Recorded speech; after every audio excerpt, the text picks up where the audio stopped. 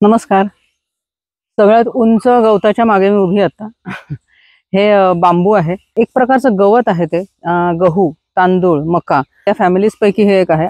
जसं गव्हाला किंवा तांदूळाला जशा बिया येतात तसं बांबूला सुद्धा बिया येतात. अतिशय वेगवेगळ्या ठिकाणी हे क्रॉप काढलं जाऊ शकतं. डायव्हर्सिफाईड असं एक क्रॉप आहे. नवीन शूट्स असतात ती खाण्यायोग्य असतात. ट्रिकी गोष्ट अशी आहे, सायनोटॉक्सिन्स असतात आणि ते जर का कच्चं खाल्लं तर बाकी ते पॉयझनस टॉक्सिक असू शकतं. ती बांबू शूट्स ही नेहमी प्रोसेस करूनच वापरली जातात. अनेक व्हरायटीज असतात, त्याच्यापैकी आमच्याकडे एक 5-6 प्रकारच्या व्हरायटीज आहेत. हा काटेरी एकमेकांमध्ये गुंतणारा बांबू आहे. ही काठी जर तोडायची असेल तर ही वरती कुठे कुठे सगळीकडे अडकलेली आहे. त्याच्यामुळे हा बांबू तोडणं ही फार कष्टाची बाब होऊन जाते. उत्तम असं विंड ब्रेक म्हणून काम करू शकतं. ह्याच्यामध्ये एवढे बांबू आहेत, एवढ्या गर्जचं कोणतंही झाड असेल, वेहळ्याचं झाड असेल तर ते झाड मोडू शकतं वाऱ्यामुळे. हे अजिबात मोडू शकत नाहीत, कारण ही ही एकीची शक्ती आहे. ही एकटं झाड नाही आहे. ही अनेक झाडं मिळून एकमेकाला धरून ठेवून असं हे पूर्ण त्यांनी त्याचं एक जंगल तयार करून ठेवलेलं आहे. ही काही वादळ कोणतंही तोडू शकत नाही. जायजॅन्टिका किंवा जायजॅन्टिकस असं ह्या बांबूचं नाव आहे. खूपच प्रचंड मोठा वाढणारा हा बांबू आहे.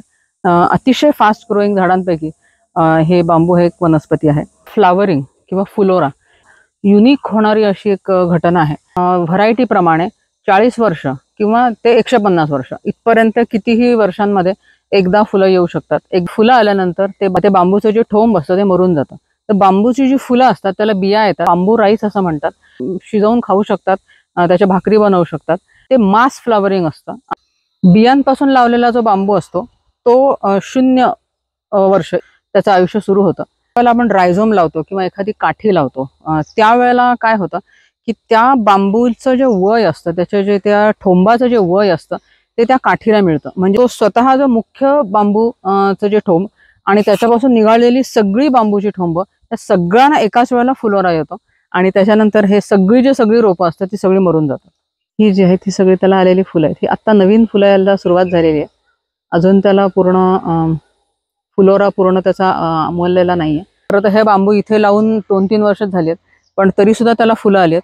तर हे बांबूचं आता पुढे काय होईल आणि खरंच मरतं की नाही हे बांबू, हे सगळं मी पुढच्या व्हिडिओमध्ये टाकत जाईन. त्याला गोल्डन बांबू असं म्हणतात. ते दिसायला सुंदर असतो, पिवळ्या रंगाचा पिवळा धमक बांबू असतो, वेल स्पेस्ड असतो. पण वापरण्यासाठी ह्या बांबूचा उपयोग फार होत नाही, कारण आमच्या इथले मेस्त्री म्हणतात की हा बांबू गोड असतो, त्याच्यामुळे पटकन कुसतो.